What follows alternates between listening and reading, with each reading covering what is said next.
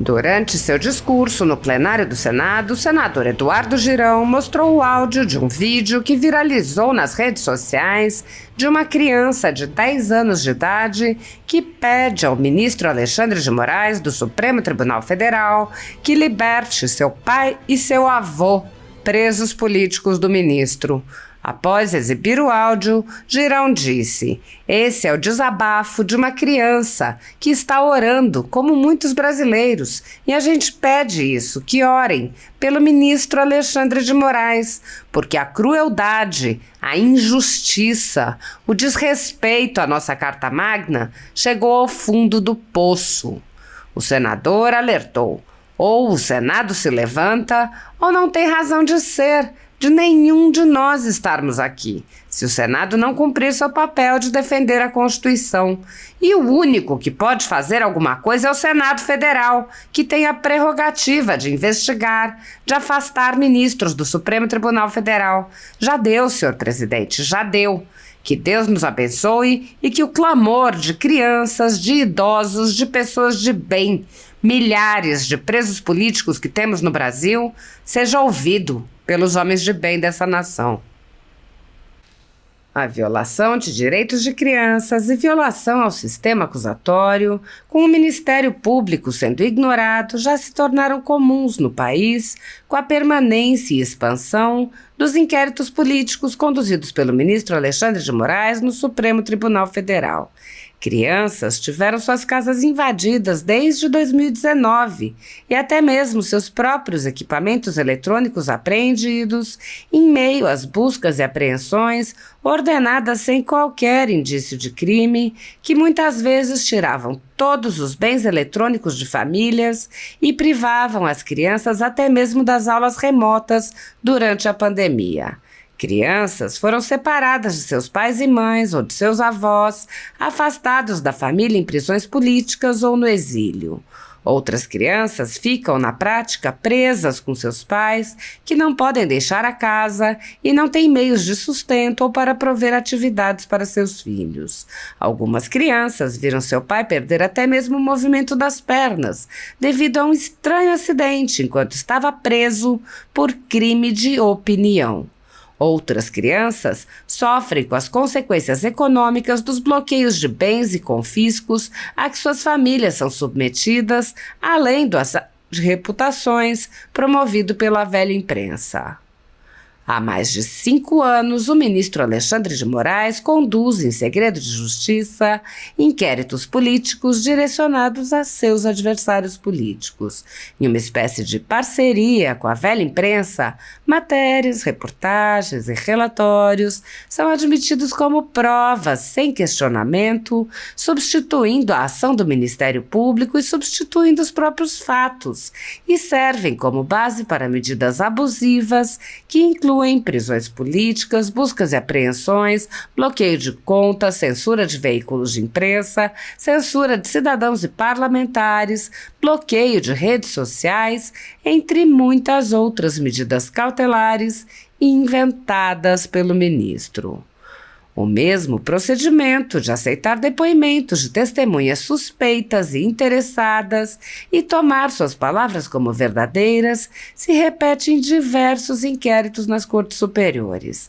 Esses depoimentos, relatórios e reportagens, produzidos por pessoas interessadas, embasam medidas extremas contra conservadores, sem qualquer chance de defesa ou acesso ao devido processo legal.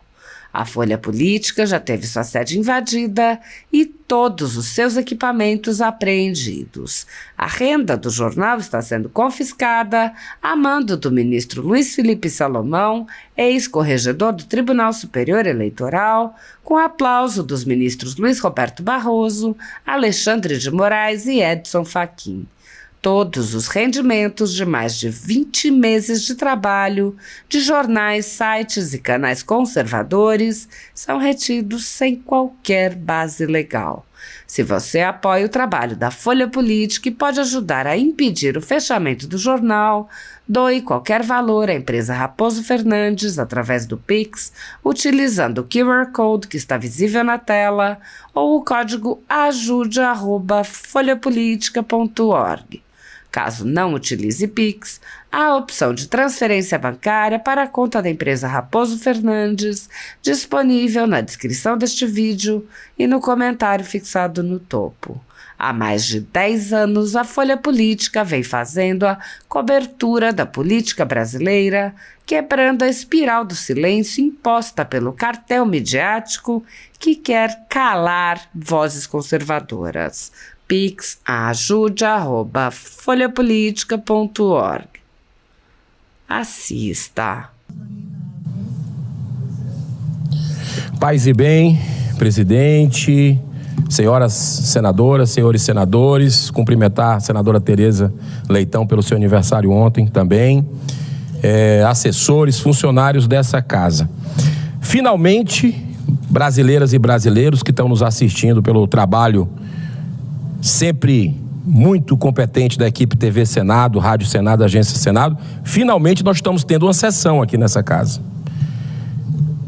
Muitas canceladas, semana passada eu nunca tinha visto isso, 0 de sessão, nem remota, sessões tradicionais canceladas também durante quinta-feira, sexta-feira, segunda-feira, que é o que sobra pra gente. Continuo falando, isso está manchando a história do Senado, que já está manchada para a população brasileira. Tiram o direito da oposição de criticar, de denunciar, de mostrar o que é que está errado. Em 200 anos do Senado nunca tinha sido assim. Esse foi o presente que essa presidência dá para o brasileiro. Um presente antidemocrático que tem que ter alguém da mesa para abrir a sessão. Isso é inaceitável. Está errado. Sempre foi, qualquer tendo 2, 3 senadores, abrir uma sessão. Não só alguém da mesa. Vou continuar insistindo para que o bom senso prevaleça. Senhor presidente, no último domingo, o Brasil saiu renovado das urnas com o sólido crescimento das forças conservadoras, de direita. Muitas máscaras começaram a cair daqueles que falam tanto em democracia, mas que apoiam a pior de todas as ditaduras, a ditadura do poder judiciário, conforme o alerta deixado por Rui Barbosa, nosso patrono aqui do Senado, há mais de 100 anos. O Senado completando 200 anos. E a gente está vendo a ditadura avançada da toga.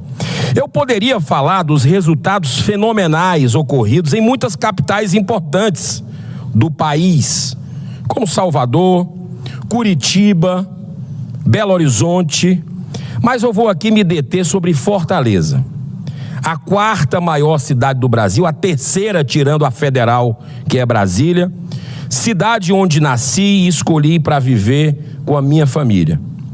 Tive a honra de participar da primeira chapa completa da história do Partido Novo como candidato a prefeito, mesmo sabendo que estava optando pela chamada porta estreita, pois não teria direito a nenhum tempo, 0, de rádio e de televisão. Mas a política tem que ter coerência, e disso eu não abro mão. Conseguimos organizar uma chapa consistente, com excelentes candidaturas à Câmara de Vereadores, sem contar com a ilustre presença da doutora Silvana Bezerra como vice-prefeita. Fizemos uma campanha franciscana, com poucos recursos, enquanto outras candidaturas ultrapassaram a cifra, brincando, de 10 milhões de reais. Teve uma, a do atual prefeito, que tinha 17 milhões de reais. A nossa foi pouco mais de 2. Uma campanha sempre muito propositiva, em que podemos cumprir com o nosso papel, provando que na prefeitura não falta dinheiro, falta gestão. Fiz questão de não me licenciar desse mandato, mantendo 100% de presença em todas as sessões desde o dia que eu assumi aqui o Senado em 2019. Só decidi cumprir essa missão porque tinha inteira confiança em meu suplente, que é o deputado Sargento Reginaldo, que estava preparado para dar continuidade ao trabalho nosso aqui em Brasília. Agora, o que nenhum de nós esperava foi a perseguição sofrida quando os apoiadores do PT e o próprio PT entraram administrativamente querendo me tirar de debates e depois seus satélites na justiça para impedir a minha participação. Esses são os defensores da democracia? Isso fez com que milhares e milhares de conterrâneos sequer soubessem da minha candidatura. Certamente, uma das razões dessa perseguição foi o medo da força da verdade. Quando apresentamos os gastos perdulários, por exemplo, do governador petista, que torrou, só do começo do mandato para cá, 15 milhões de reais com jatinho, andando de helicóptero para a cidade da região metropolitana de Fortaleza também. Ou o que é pior, 2 B de bola e de índio, bilhões de reais só com propaganda e publicidade do governo Camilo, hoje ministro da Educação, até hoje no governo do estado. E também pegando a gestão do atual prefeito Sarto, que é da mesma oligarquia, PT e PDT, que vem destruindo o Ceará e destruindo Fortaleza. O desastre da segurança pública com o domínio das facções como poder paralelo em Fortaleza é uma tragédia sem precedência que está humilhando o nosso.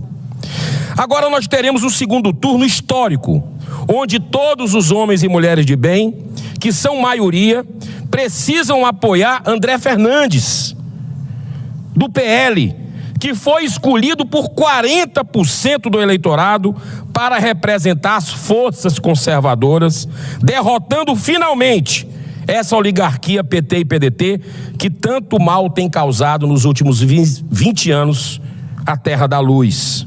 Nossa terra não é de sombra, não é de trevas, é da luz.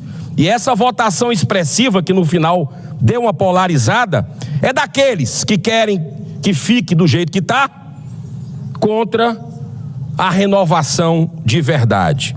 Quero dizer da minha alegria por mais uma vez, senhor presidente, ter combatido o bom combate, enfrentando as injustiças humanas. Faço política como missão de vida, não como meio de vida, como instrumento para servir a sociedade com total desapego ao cargo.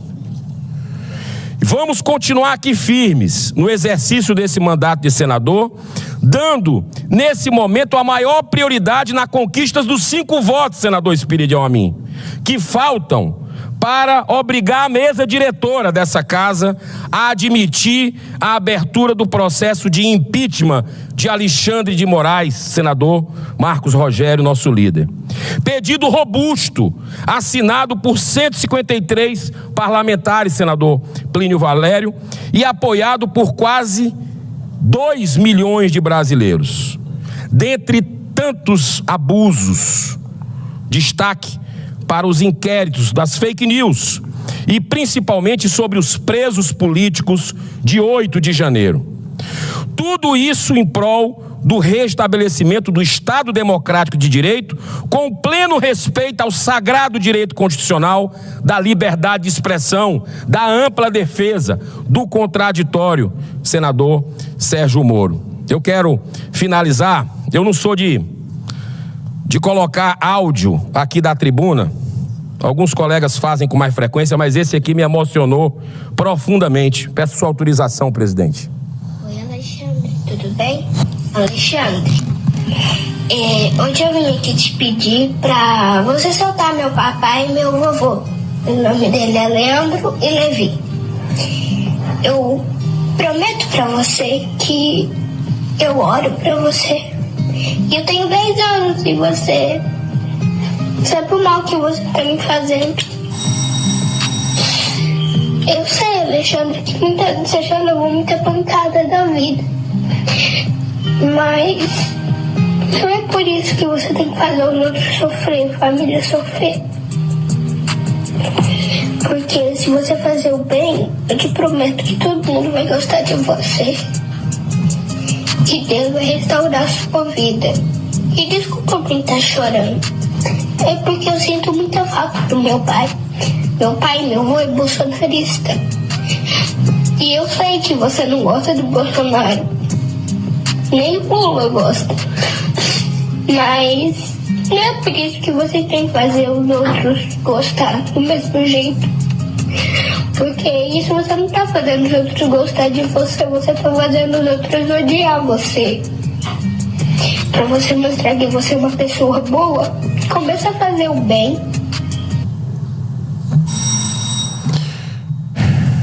Esse é o desabafo de uma criança que está orando, como muitos brasileiros, e a gente pede isso, que ore pelo ministro Alexandre de Moraes, porque a crueldade, a injustiça, o desrespeito à nossa Carta Magna chegou no fundo do poço.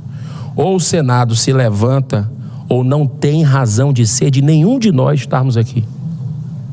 Se o Senado não cumprir o seu papel de defender a Constituição, e o único que pode fazer alguma coisa dos poderes é o Senado Federal, que tem a prerrogativa de investigar, de afastar ministros do Supremo Tribunal Federal. Já deu, senhor presidente, já deu.